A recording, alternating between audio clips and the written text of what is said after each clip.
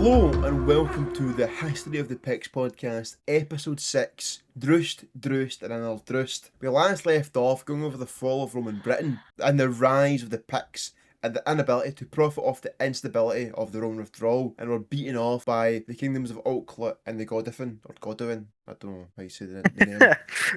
The Picts, in response to the resistance, were emboldened in their Pictish identity, and the reason it's just not explained.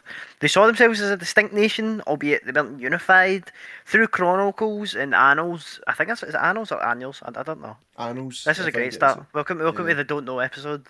The territory No, of the Picts is actually, called... no, wait, pause. It actually is that episode. We don't. It's such a wait. The territory of the Picts is called Pictavia, which literally just means picked land. So, when a historian mentions the Picts, it's more in a political way because it just we'll get into it.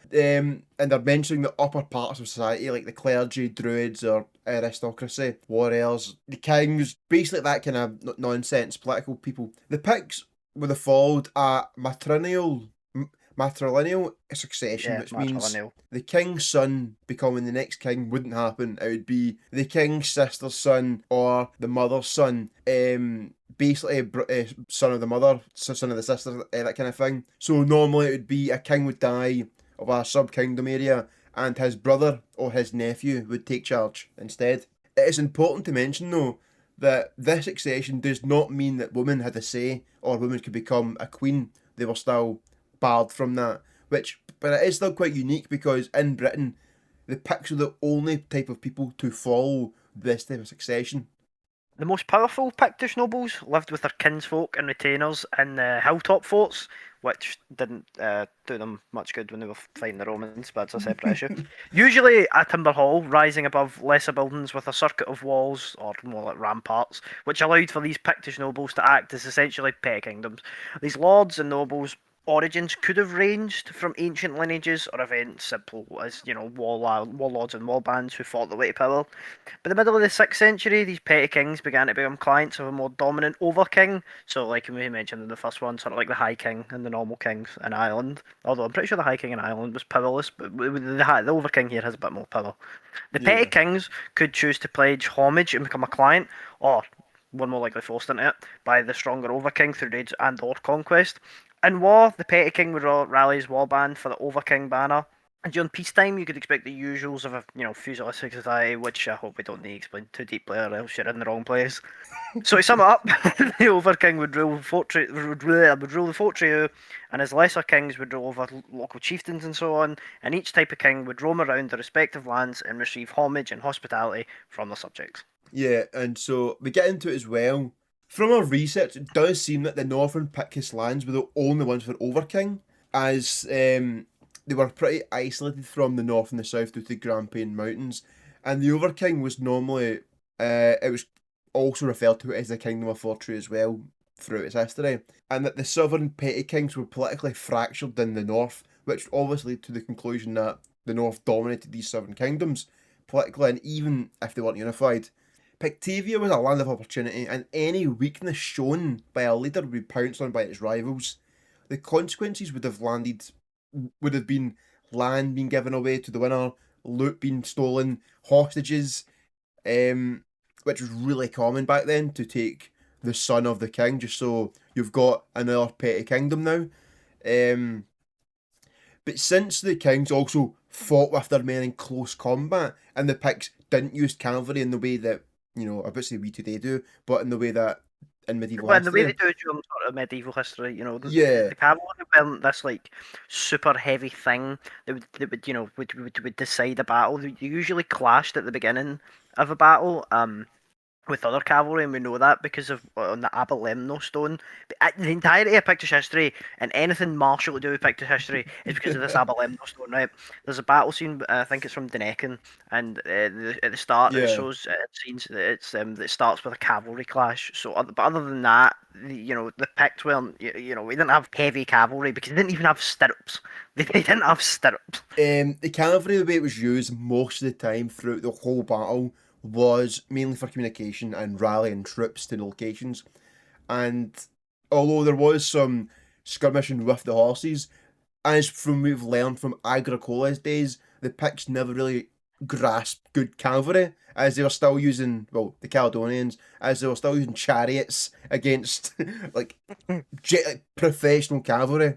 And obviously, because the kings fought in close combat with their men, casualties of the royal family and royal families were really high. And from the king list that we have, a lot of the kings who, we know are real, did die in battle of some sort. And a little cool factoid, losing a battle was really bad for your legitimacy to be king. And so if you lost the battle, that's really bad for you. But a cool little thing was, if you lost a battle, but you managed to fight your way out of an encirclement or break through an enemy line to retreat, that was kind of like a victory in some way because you fought bravely in defeat. But like the Romans, if you had wounds in your back, it was seen as cowardice because that would imply you had to run away. But yeah, winning a battle was a key cornerstone of being a good king to the Picts. So losing one battle could lead to your rivals launching their own raids into your territory to steal your throne from you or to make you a petty king.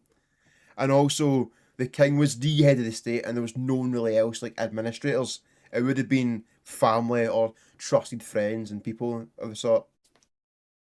So, like most of sort of antiquity history, there's a legend about a king and his 7 sons who ruled for 100 years before his 7 sons split the territory into the sub-kingdoms of, and I promise you this isn't made up, Fib, Fortriu, Kate, C-E, Ke, I've no Okay, idea how you I'd say pronounce that, K. Sturkinen or Surchinen, Fidach, and Fotla, but this seems likely to be untrue, even though it's most likely fiction or fiction to some degree. It serves more of a national identity and possibly a Pictish attempt to explain how they came to be, which, not to not jump too far ahead of the narrative, the Scots did the same thing about the Picts. Yeah. After Crunint, how do you say his name? I have no idea, mate. Cruinth and his 7 sons, the Pictish King List names roughly 60 monarchs and their length of reign. However, most of these men are most likely to be... Historians regard these men as most likely overkings of Pictavia as a whole. The lands would have been large swathes of the Pictish territory, but it is also important to mention that an overking of Pictavia didn't mean they ruled all Pictish kingdoms. It could be as much as 2 kingdoms they ruled, and they were seen as the overking of the Picts. But in the Pictish King List, the first king was really obscure and most likely mythical figure named Good. He's unknown in any other sources. Most names in the King List aren't treated with, like most other names in the King List, they fear the same fate as Good. They aren't really treated as fact, as they aren't mentioned in any other sources but the King List. So Although, take these although names. I think Yeah. it's fair to say that this is mainly just because we don't know, and I feel like there's a lot of people in history whose sort of legitimacy to existence is 300 years later. Their granny came to them in a dream and said that this person was real, and we accept them as real, so we can't hate on the Picts too much for this. So with that said, the guy really lived 100 years old. um, but so Good is the first Pictish overking to be named, and he kind of existed in the late 4th century. But these kings, until a certain time frame, are treated as pseudo history or legend. The first 20 or so kings are usually ignored as fictional to some degree. These are the ones treated with the most superstition, basically. The list eventually hits Radek, whose name is borne by several other figures in the Irish annals, which suggests he could be myth or legend as well, or he was a real ruler of Pictavia around the late 4th century. He is mentioned in the Irish tale about Munster King Conall Cork, providing the young king's sanctuary. The Irish king was active in the early 5th century, so Feradach, the name translated in Gaelic, is the same man, then he probably was a real person. Apart from the Irish tale that is all we know about Radek or Radek, the next 2 kings after him aren't mentioned in any other sources. And if they did exist, they would have ruled around the first half of the 5th century. One is named Gurtnet, and the other is Talarc, which will become very common in the king names. After Talarc, Drust, son of Erp, succeeds him, whose reign was also in the early 5th century. A note is attached to his name saying that in the 19th year of his reign, St. Patrick arrived in Ireland, which is plausible. Drust also is credited for ruling for 100 years and winning 100 battles, which is mental to me. Factoid. Fact, Sorry, factoid. yeah, because it also would imply that he wasn't born the king, so he'd be older than 100 years old. So he'd have to fight at least one battle a year, which isn't. If they count some raids, I guess they could count it as a battle, because armies back then were really small, so you could. But it's Maybe. on this. It's, You know, if you this is probably Pictish propaganda. He was probably a pretty notable king, I think, is what we can say. he was like the Pele of Pictish kings. He starts adding on gold from non-professional games. It's Starts adding on battles from like single 1v1 battles as warrior wins. I mean, they're technically battles in some aspect. Killed 2 raiders, battle 1. After his reign, 92. after his reign ends, the 5th century is pretty much over, and Christianity begins to appear in northern Britain. We won't go over St. Patrick too much because we plan on making a separate episode on St. Patrick, St. Columba, St. Ninian, and Bede, who are really important for Pictish history, and most likely Columba will have his own episode entirely. He's that important. He's the goat. But yeah, pretty much.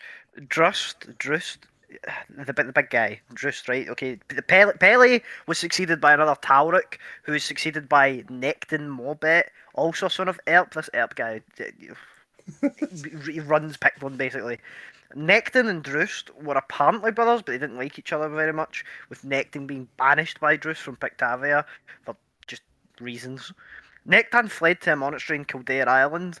Here, the exiled prince is said to have met Brud or Brigid, who is a huge character in Celtic that was Bride. Christianity. It was Saint Bride or Saint Brigid, which, for a wee fun fact, may have been the saint that the Scots prayed to right before the Battle of Bannockburn, like on the battlefield.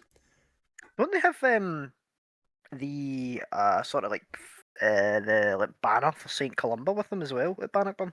I think it's St. Columba and St. Bride, because the priest walks in front of everyone and just goes, "We're praying to St. Bride today, boys, for the win." Anyway, not to jump ahead of the narrative, who foretold that one day Necton would rule Pictavia in peace. The missionaries were led by an abbess called, oh dear, Darlugdak, one of Bridget's disciples, who received a land grant from Necton to establish a church. The church was built at Abernethy, where it became an important monastery. Necton was viewed as the first Christian Pictish king, but this again is possibly a myth, as the first patron was not Necton Morbet, but a later Necton who reigned at the end of the 6th century.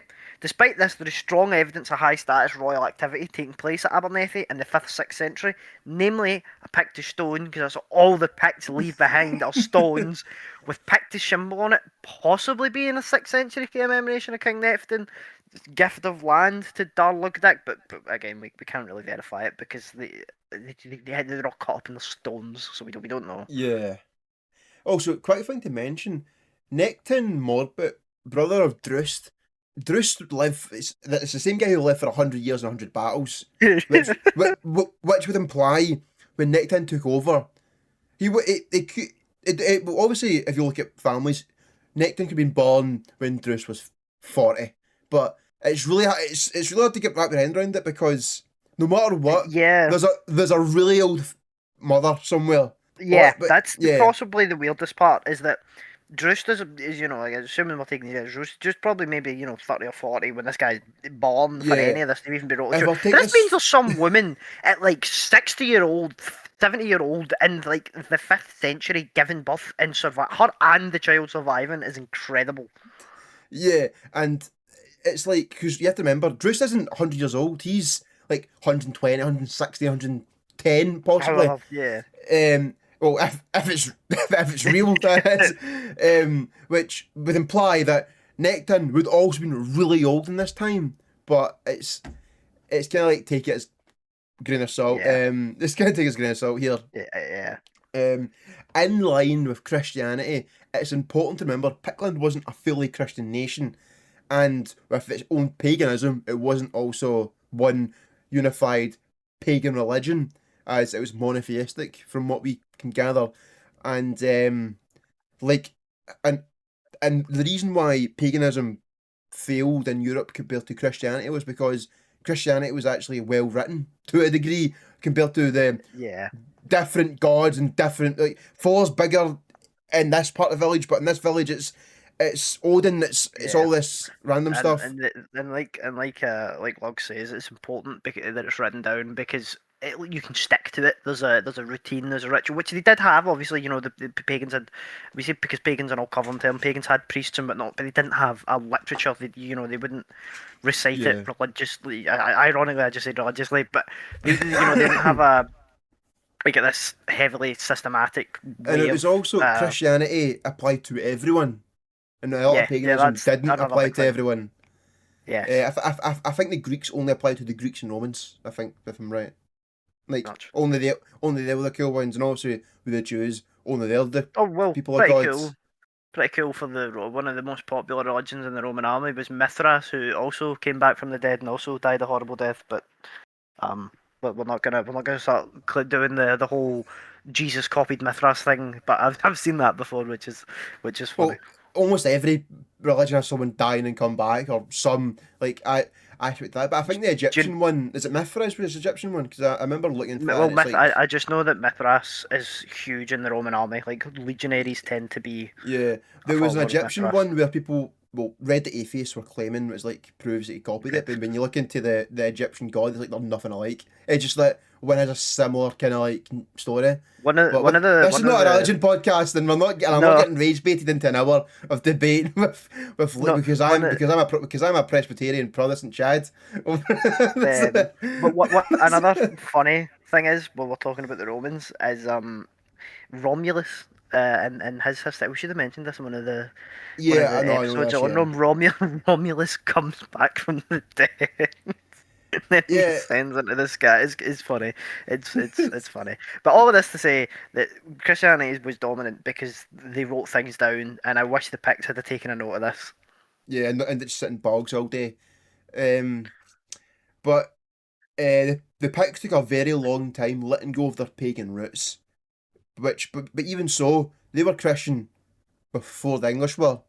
It was really weird how Christianity spread to Ireland and then to the Scots and Picts, obviously, but obviously the Roman Britons were Christian, and a lot of the Britons still alive before the Saxons came still were Christian. So the Britons were most likely to be still in their Christian ways. Saxons come, take over land, so paganism kind of overcomes the Christianity to just straight war and terror, with St. Patrick being a Briton himself. So it is interesting how Christianity kind of went around the lands of England, but it makes Yeah, sense.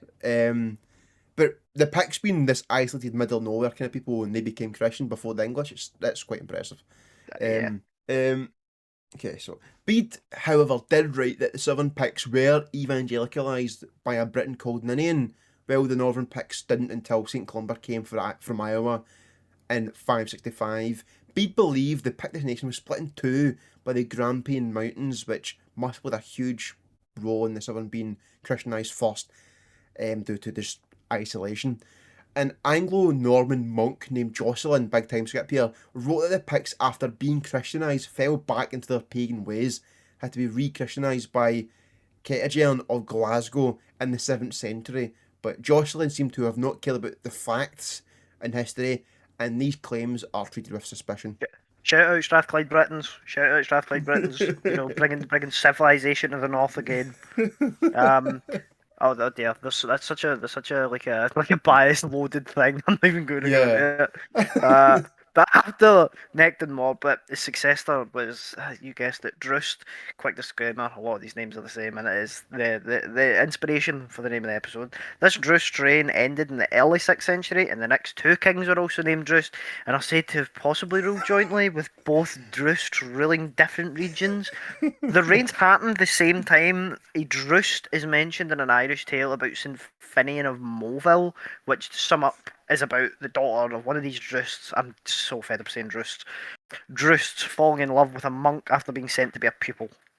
Also, I didn't mention it because I thought the name was useless and it was just like a push, and like there's too many names getting hit to be.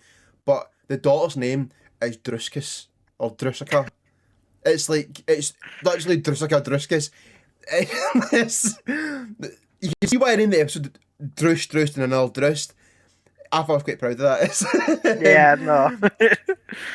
The next six kings are given very short reigns, and nothing was really known about them. After these six was a man called Galam Canafel, or Caliphan, which meant headwind or frecklehead. He ruled for 3 years before sharing his last year with Brud, who was Melkon's son.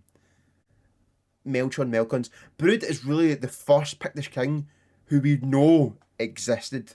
Well, we know a lot about them, and we know they existed a part of the We Pictish can say for history. sure it's like not fake. Yeah, like say for sure he's not even like slightly embellished. We know he's real. We know that for a fact. That's it. Thank you, Columba and Bede. Yeah, thank you, the Britons and Irish. yeah, honestly, it's incredible because like there's just so much of it. You go, well, this is what we think happened, but then seeing like 10 years, it'll be totally defunct because they'll find the cornerstone somewhere in some farmer's farm up in Perth or whatever, and it'll be some stone that completely verifies the existence of somebody or completely wipes out the existence of somebody. But I think it's fascinating that for Yeah, folks who relied so much on stone and stuff, that we haven't found anything from them. Like just, about that point we made on Christianity and writing, we don't have any Pictish writing from Christianity. I suppose it would be in Latin, maybe. I don't know, because yeah, do the Irish not practice it in? No, they practice it in Latin, don't they? yeah. They wrote it in Latin to a lot of the, at least like like the chronicles from Columba and that are called like the Vita, like Latin names. But I will say it's kind of funny, and it adds another bit about the bogs. Most Pictish artifacts that aren't stones are like they're found in bogs. It's Yeah, it's because the incredible. reason this is because bogs are like really good at like it's airtight. Stuff can't really get into it, how thick the water and mud is, so it remains intact. And the other thing about other rocks getting left out, rain does erode like Yep. stones. So if you sculpt something and don't upkeep it, which why would you upkeep a stone you don't know anything about? As like this guy Scott in the 10th century, Yep. you just gets eroded over time. There could be a rock in like Glasgow that's a Briton, like a Brittonic sculpture or like carving of the two Drusts kingdoms or something. I think a battle, and we just wouldn't know because it's been Yep. done to shreds. Yeah, so in a couple years we could find even a book maybe in a bog that's like Bog book. everything in Pictish history, and we'd have to come back for a short Yeah. episode. Yeah. But 8 hour special. yeah, but from as of now, the mythical legend part is gone pretty much, kind of, not really.